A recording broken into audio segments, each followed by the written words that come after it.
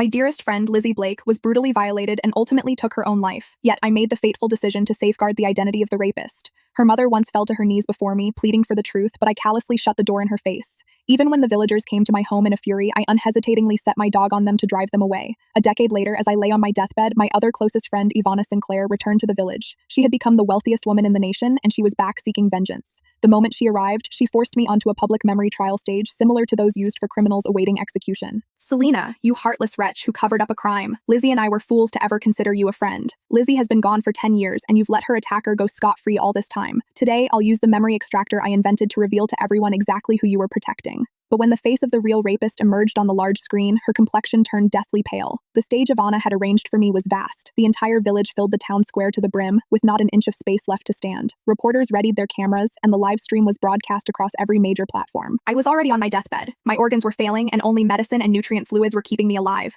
Yet, they hauled me out to the town square like a common criminal. A man lunged forward and seized my throat, shouting, "Selena, why did you protect that monster? You destroyed my family. Why didn't you just die instead?" He choked me so fiercely that I nearly lost consciousness, and my vision started to fade. The crowd went berserk, yelling in anger, "What a heartless woman. Her friend was raped and died, and she knew the culprit but stayed quiet. Her friend drowned herself. Her poor mother pleaded until her knees bled, and she still refused to open the door. She even set her dogs on people. How despicable can she be?" All their curses were directed at me. Ivana stood nearby, her brows knitted tightly. In the whole world, apart from Lizzie's parents, no one loathed me more than she did. 10 years ago, Lizzie Blake, Ivana Sinclair, and I were the closest of friends. But after Lizzie was assaulted and took her life in the woods near my home, our friendship crumbled. In her suicide note, she wrote that I saw the man who raped her. From that moment on, everyone believed I was shielding the rapist. And the truth was, I did protect him. Ivana stepped in front of me, her voice icy and cutting. "Selena, I'll give you one last chance. Tell me who the rapist is, then turn yourself into the police. It's not too late yet. But once I start the machine, the high-frequency pulses will shatter every bone in your body over and over. You won't even have a chance to defend yourself." My face paled instantly. I struggled and shrieked in panic. "Eva, no, you can't look into my memory."